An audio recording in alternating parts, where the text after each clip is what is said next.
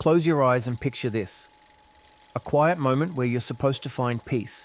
A moment to breathe, to reconnect with yourself. Now, what if I told you that this so-called peace is just another corporate mirage, a carefully constructed trap designed to squeeze a little more productivity out of you?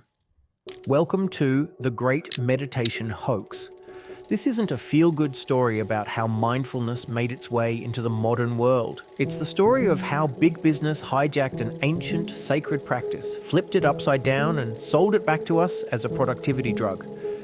But here's the twist. This isn't just about making money. The goal might be something much darker, and we're about to find out just how deep this rabbit hole goes. Let's go back to where it all began, 2,500 years ago in ancient India, and later Tibet and Japan. Back then, mindfulness was revolutionary. It was about escaping the cycle of endless suffering and transcending the self. Enlightenment, liberation, freedom.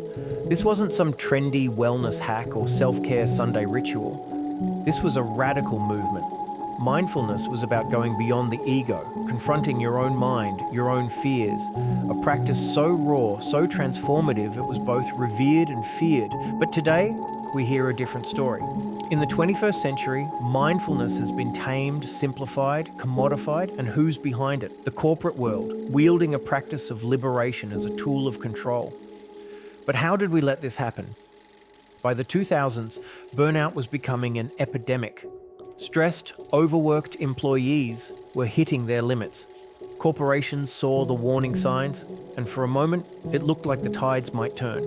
Then, someone had a light bulb moment. Why not turn mindfulness into a tool for productivity? Executives rolled out mindfulness programs, claiming it would make workers healthier, happier, more balanced. But the real goal? Keep people working longer, harder, without breaking. These mindfulness programs were designed to make us better at enduring stress, not escaping it. A way to condition us to accept more without asking for more. Let that sink in.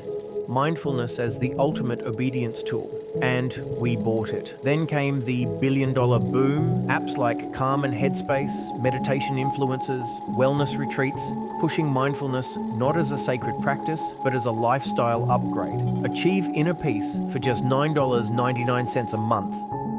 The irony? Mindfulness in its true form was supposed to be freeing. It's almost absurd. In our hyper-capitalist society, even inner peace comes with a price tag. And who profits? Not you, not your mental health, but corporations. They've managed to convince us to pay for a watered-down version of inner peace. Something that might soothe us temporarily, but keeps us locked in the same system that created the stress to begin with. What if this is all a diversion, a calculated ploy? Are we willingly paying corporations to blindfold us, to numb us, so we can go back to work without questioning a thing? Let's talk science. Big corporations parade studies claiming that mindfulness improves focus, reduces stress, makes us more resilient. But here's what they don't tell you. Most of these studies have limitations. The actual benefits of mindfulness depend on how it's practiced, regularly, deeply, with genuine intent. The 5-minute breathing exercise in a boardroom, that's not enough. But big business doesn't care. They took bits of the science they liked, ignored the rest, and branded mindfulness as a quick fix cure-all. You get enough stress relief to stay productive, but not enough to actually transform. The real depth of mindfulness is diluted to keep us manageable, efficient, but never free. Are we letting corporations manipulate ancient practices just so they can sell us the illusion of well-being? And here's where it gets darker.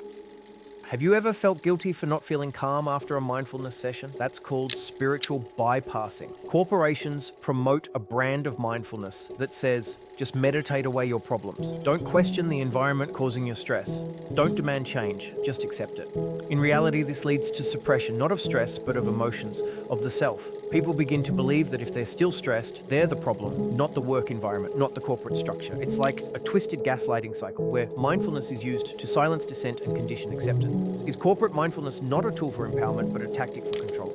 If you look closely, the so-called mindfulness industry reveals something deeper, a society afraid to let people truly disconnect. Because true mindfulness, it can lead to awakening, to freedom from the pressures of consumerism and corporate greed. It can give us clarity to question systems, not just adapt to them. But the mindfulness sold to us today isn't designed to awaken, it's designed to subdue. The more we embrace corporate mindfulness, the more we risk losing a journey that's supposed to be ours. So, what can we do? Here's the truth. Real mindfulness doesn't come in an app, a quick fix, or a corporate training program. It's about stepping away from the constant noise, even if it means stepping away from the productivity pressures and the subtle manipulation of the corporate world. To be truly mindful, we have to reclaim mindfulness for ourselves. We have to find quiet spaces to look within, not for productivity, but for peace. Because mindfulness wasn't meant to make us more efficient, it was meant to set us free. Are you ready to see beyond the facade, to break free from the meditation hoax and find your own path to peace? The real journey isn't easy, but it might just be worth it.